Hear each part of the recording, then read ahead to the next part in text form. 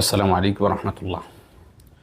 বন্ধুরা, আজকে আপনাদেরকে দেখাইতে যাচ্ছি জারফুক ও তাবিজ শিক্ষার্থীদের জন্য এক অদ্বিতীয় গ্রন্থ এসো তাবিজ শিখি 15 দিনে। এই বইটির লেখক হলো বিশিষ্ট মুতাব্বির ও চিকিৎসক মুফতি নাইমুল ইসলাম ফরিদপুরি। এই বইটা যে বইটা দেখতে পাচ্ছেন, এই টোটাল বইটা চমৎকার করে বান্ডিং করা হয়েছে।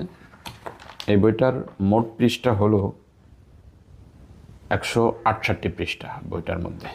তাহলে চলুন এই বইটার মধ্যে কি বিষয়গুলো নিয়ে আলোচনা করা হয়েছে সেই বিষয়টা আমরা আলোচনার দিকে নিই। এই বইটা আসলে মূলত কাদের জন্য লেখা হয়েছে? এই বইটা লেখা হয়েছে যারা তদবির ও রুকিয়া সম্পর্কে একেবারে প্রথম মনের মধ্যে ইচ্ছা আছে, কিভাবে করতে হবে, কিভাবে শুরু করবে জানতেছে না। এই সমস্ত লোকদের জন্য এই বইটা খুবই চমৎকার হবে এবং এই বইটা তাদের জন্য ফায়দাজনক যারা দীর্ঘদিন ধরে তদবির করতেছে। বই কথা দেখে মানুষদেরকে তদবির দেয়, কিন্তু একজন চিকিৎসকের জন্য কি কি আমল করা দরকার, কিভাবে করতে হবে, কোনটার পর কোনটা অবলম্বন করতে হবে, এটা সে জানে না। এই সমস্ত লোকদের জন্য এই বইটা খুবই ফায়দাজনক হবে। তাহলে চলুন আমরা সূচিপত্রকারটা দেখি। প্রারম্ভিকা। এই বই কেমন হতে যাচ্ছে? প্রথম দিনের ক্লাস, হারিকেন চালান যেভাবে শিখলাম। দ্বিতীয়বার বদনা চালান দেওয়ার ঘটনা, স্বামী স্ত্রীর বিষয়ে প্রথম তদবির দেওয়ার ঘটনা, বিজ্ঞ উস্তাদের সান্নিধ্যে কিছুদিন, নতুন এক রোগীর ঘটনা, আমার এক উস্তাদকে সাপে কামড় দেওয়াকে কেন্দ্র করে আমার যে উন্নতি হলো, দাওরা পড়ার জন্য গেলাম হাটাজারিতে, ইফতা পড়লাম শামসুল হক ফরিদপুরি রহমতুল্লাহের মাদ্রাসায়, নিয়ত ছিল এবছরে আর রোগী দেখব না। মাদ্রাসায় খেদমত ও সারা দেশে সফর শুরু। দ্বিতীয় দিনের ক্লাস, একটি ঘটনা। দ্বিতীয় ঘটনা, পরিবারের সমস্যা হবে এই চিন্তায় তদবির করেন না। কি তদবির ওই সমস্ত মহিলা বা কবিরাজগণ দেয়, চলুন দেখে নিই। যে কাজ করলে জিনেরা ও শত্রুরা আপনার ও আপনার পরিবারের কোনো ক্ষতি করতে পারবে না। মুদাব্বিরদের জন্য সকাল সন্ধ্যার আমল। প্রথম 40 দিনের আমল তদবির শিক্ষার্থীদের জন্য মঞ্জিল। দ্বিতীয় 40 দিনের আমল তদবির শিক্ষার্থীদের জন্য তৃতীয় 21 দিনের আমল। একটি ঘটনা, কিছু প্রশ্ন উত্তর।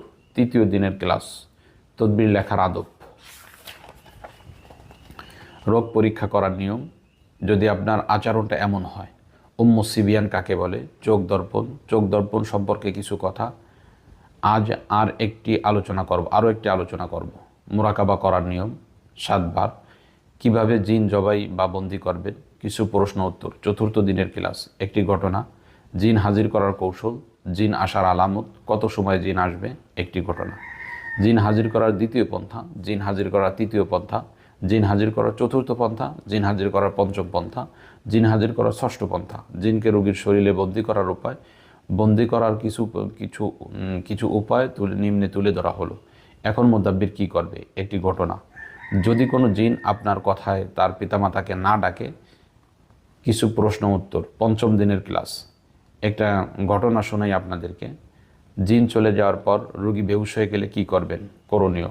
যদি জিন আপনার সাধারণ কথায় না যায়, জিনকে শাস্তি দেওয়ার নিয়ম, কিছু কথা, একটি ঘটনা, কিছু প্রশ্ন উত্তর। এইসব রোগীদের জন্য আমরা যা যা করব।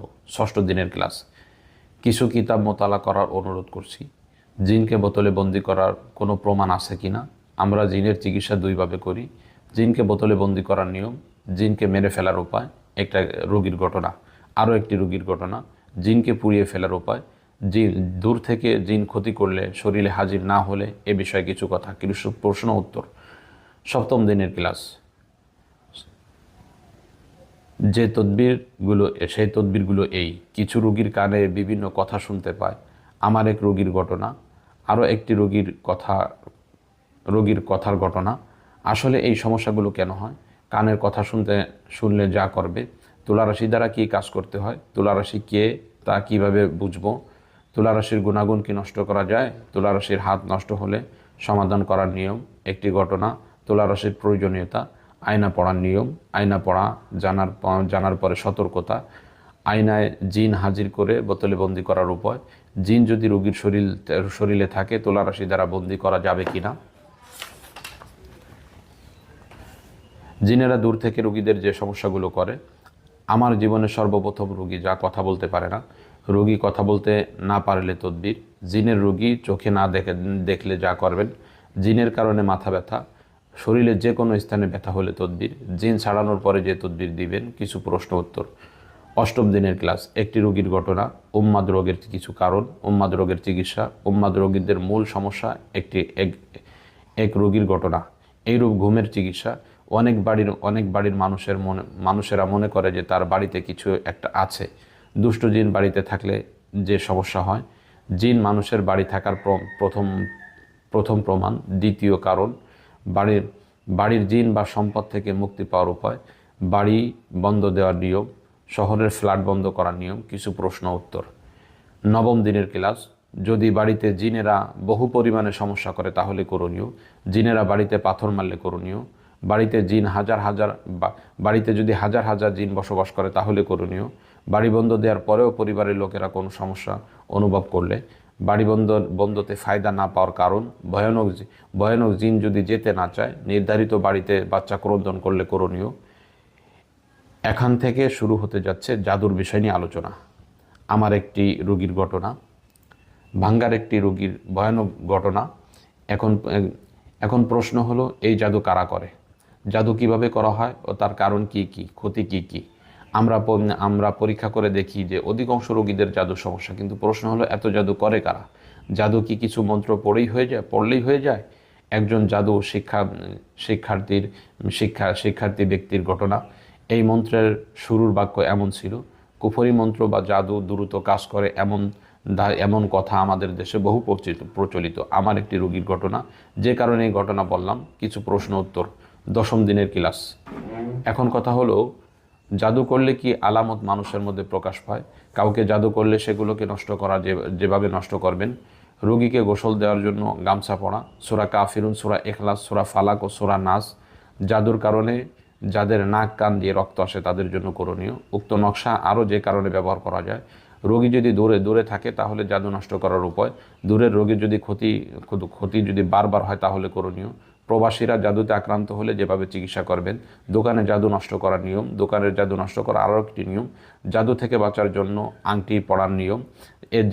এই আংটি পাওয়ার নষ্ট হয় কিভাবে? জাদুতে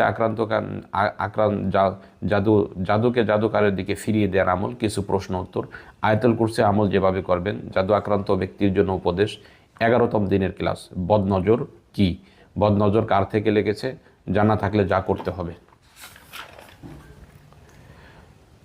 যদি না জানা থাকে তাহলে যেভাবে বদনজর থেকে বেঁচে থাকবেন। বাচ্চা কনসেপ্ট করার বিষয়ে আলোচনা। তদবির নিয়ে আলোচনার পূর্বে কিছু কথা। কোনো ডাক্তারের এই রিপোর্টের প্রতি ভ্রুক্ষেপ করবেন না। আমার এক বিজ্ঞ মুফতি সাহেবের ঘটনা, ফরিদপুরের এক মহিলার ঘটনা। বাচ্চা কনসেপ্টের জন্য যে তদবিরগুলো প্রয়োগ করবেন, তদবির ব্যবহারের সময় যে নিয়ম মানতে হবে। যে সমস্ত নারীদের বন্ধা মনে করা হয় তাদের জন্য তদবির যেভাবে দিবেন।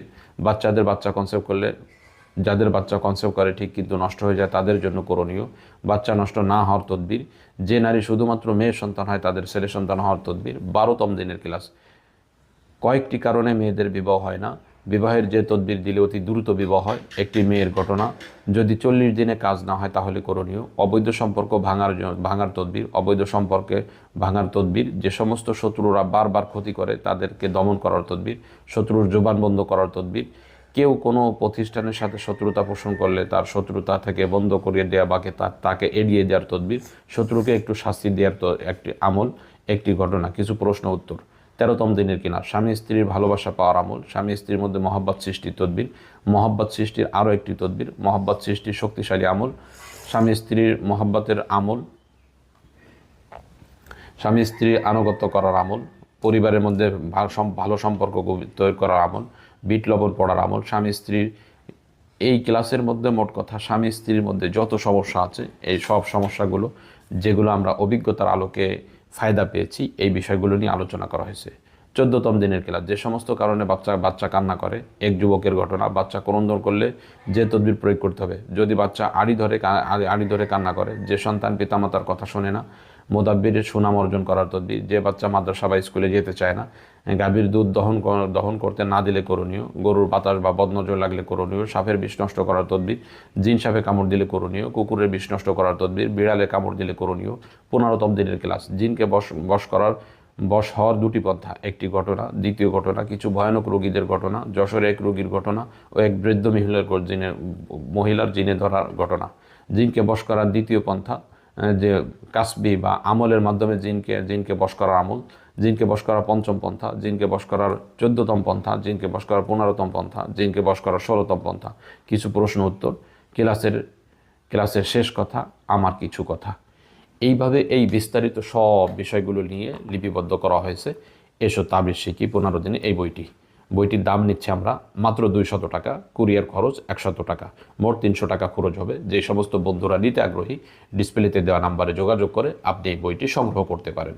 আসসালামু আলাইকুম ওয়া রাহমাতুল্লাহ।